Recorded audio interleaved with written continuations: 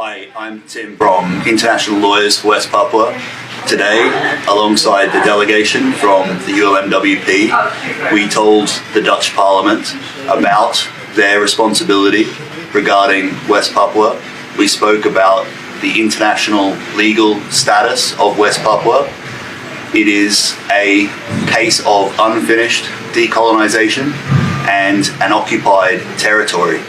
We asked the Dutch parliamentarians to work with their colleagues in Europe and to look at the negotiations that are ongoing for a free trade agreement between Indonesia and the EU. That free trade agreement cannot go ahead in the current form. They need to look at the impact that such an agreement will have on the rights of West Papuans, and all businesses operating in West Papua should ensure that they have the free, prior, informed consent of the people of West Papua. Thanks. Mr. Hansen, any comments from a legal perspective, please go ahead. Thank you, Mr. Durun and fellow honourable members. Thank you, Interim President Benny Wenda. I'm here to speak, hopefully briefly, on behalf of International Lawyers for West Papua. We are a network of lawyers around the world who provide advice to the ULMWP and to the Free West Papua movement. We have members here in the Netherlands, in the UK, in Indonesia, in Australia, Ghana, Nigeria, and the reason why we have that support from across the world, including prominent jurists, former judges, human rights solicitors, the reason why we have that support is that the international law situation in West Papua is very clear, and it's very horrific, and it's quite blatant. So under international law, West Papua is a case of incomplete decolonisation and a case of occupation, and it is also a place of ongoing human rights violations. Very briefly in terms of why that is the case. So a treaty between the Netherlands and Indonesia was noted by the UN in 1962.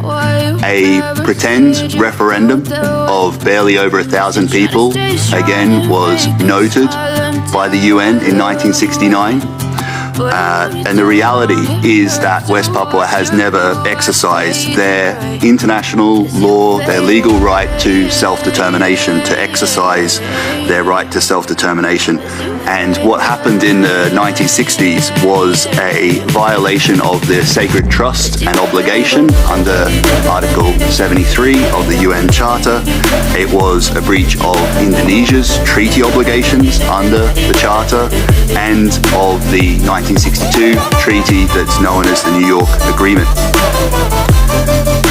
Recognizing that historic decolonisation of West Papua is incomplete, under international law, West Papua should be a matter for the UN Decolonisation Committee.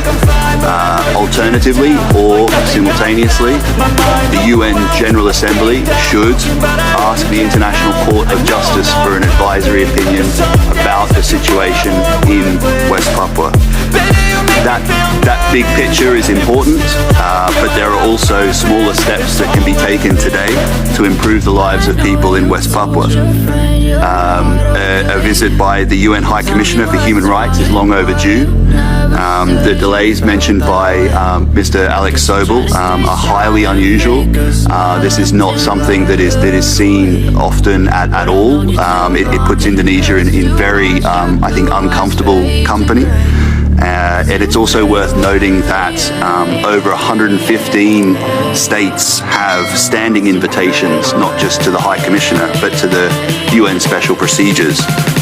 Indonesia is not one of those. So, as Mr. Alex Sobel mentioned, please speak to your representative at the United Nations and ask them to engage with their counterparts in Indonesia and with the Office of the High Commissioner regarding the planned visit to West Papua. last year, as Interim President Benny Wenda has mentioned, the ULMWP Provisional Government launched their Green State Vision at COP26, pledging to take decisive action to address the climate emergency. This vision includes making ecocide a criminal offence and restoring guardianship of natural resources to indigenous groups. This vision needs to be contrasted with the current devastating levels of environmental destruction in West Papua. Since 2001, millions of euros have been sent by the EU for Indonesian use in West Papua. As mentioned earlier. This needs to be viewed in the context of the ongoing negotiations for a free trade agreement between the EU and Indonesia. In 2019, the EU arranged a sustainability impact assessment as part of those trade negotiations. The assessment, which is hundreds of pages long, failed to identify the conflict in West Papua as a concern. How is that possible? So there's an armed conflict, thousands of people on the street protesting, extrajudicial killings, UN reports, NGO reports, the EU itself expressing concern. The assessment completely missed this.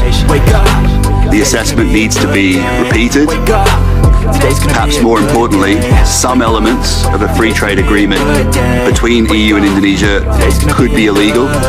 In September last year, the General Court of the EU ruled that self-determination and consent of the people were relevant factors to legality in an EU trade agreement with Morocco, citing concerns over Western Sahara. On a similar note, organisations based in the Netherlands should be reviewing any operations or investments in West Papua, ensuring that there is free, prior and informed consent from the local population. Any robust due diligence process will surely identify that operating in West Papua is not possible without contributing to a violent military occupation and without overriding the wishes of West Papuans.